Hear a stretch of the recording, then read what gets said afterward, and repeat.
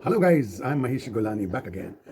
Guys, I am actually a philosopher, a psychotherapist, a teacher, an advisor, and also a lawyer. So, if you combine all that, I am actually your friend, philosopher, guide, and I solve problems. So, in a way, I'm a problem solver, and my area of operation is all sides. Today, I'm going to deal with parents because today's subject is that parents are severely stressed with the reopening of schools, with the online in person classes starting now. Now, the schools are ready. The schools have taken all steps to see that students are not really affected by the COVID-19 virus once at school, which means the schools have taken precautions to see that they are properly sanitized. The steps, the bathrooms, the classrooms are all very nicely sanitized. The security guards have been trained to see that the doors, knobs, wherever the students place their hands or body on, they should be cleaned every half an hour to 15 minutes. Now, according to a lot of principles, the problem of reopening the schools and the parents who are very stressed is something which has to be addressed. Now, the Rita Chatterjee, who is from the North Point Senior Secondary Boarding School, she suggests that there are many areas to look before students can come to schools, which is very fair. And it's not only the schools who have to see this. Now, what I'm going to address is that the parents are equally responsible to see that their children are safe. Most of the principals have gone on record and in the press and have said that we have taken steps, and they have taken steps in various ways, like doing audio-video presentation of their schools, training the school staff, which includes teachers. They've shown how the security guard to the peon to the people who are connected, the staff that's connected, they have been asked not to come in contact closely to the students. Now, our area of stress is like Anita Prasad, the director of Indus Valley School, thinks that it is not the junior students, which means class 7 downwards, which is from class KG to class 7. It is the class upwards, who the students who are attaining kind of adulthood. Now they are in the teens. They are the problem because they can come not necessarily through the school transport. Sometimes they come on their own. Sometimes the parents just drop them and they can look after themselves, and then they're left. Now, there are two sides to this coin. One is that everything is honky-dory, very good, schools are opening, let's be happy. If everybody involved in this deal, everybody's happy, which means the schools are happy. Now they're going in class, in students' classes, and the students are happy that they will go to school, and something that they've been missing for over a year. And the parents are also happy that the children will go and give their exams, which are due very soon. We're talking of schools reopening by 14th, 15th of Feb, all over India, and maybe perhaps in many parts of the world. So, as an advisor, my opinion to this is that you have to see this trend this very carefully. We've gone through the pandemic. 1 year, the students have also stayed at home. My side of the story is actually concerned more of the students. I am on the side of the students than the parents here. Teachers, of course, have not to get stressed here because they are ready with the classes and their jobs are the school time. The real crux of the matter is the students and the parents. Now, students are very happy.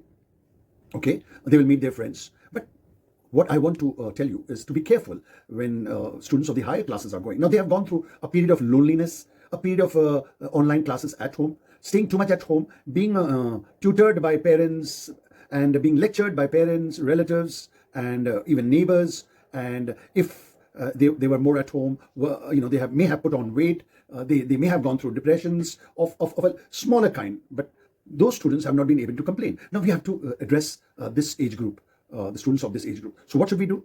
It's when they're coming back home, the parents. Now we have two types of parents. One are at-home parents, which means the mother is at home or joint family, and the others are parents who work, both the parents. Now, both the parents who work, I'll address first. Their only source of knowing what the child is doing once he or she comes from school is through the internet, which is digital, which is again through the mobile. Now, once the child reaches home, must call up their parents, either of the parents, and make a video call that I am home. Once the parents see that they are home and in that atmosphere, in the very good guidance, then it's okay. But they must make the knee-jerk calls at any time, not fixed times, to see what their child is doing.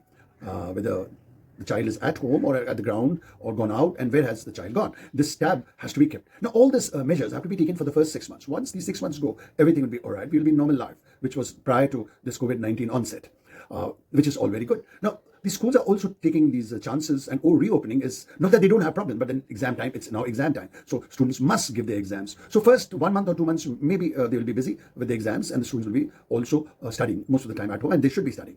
So therefore, the parents who are working must have CC cameras also installed at their home. Now I'm talking this about the schools in the cities where the parents can afford all these things, though the CC surveillance system is not very expensive these days, they become cheaper. But then even then, I would think this is more an urban problem than a rural problem. Rural problem is just not there. Therefore, I'm not discussing the problem in the villages, because most of the schools are even open now, even in December, January, because the COVID-19 problems are not so much there.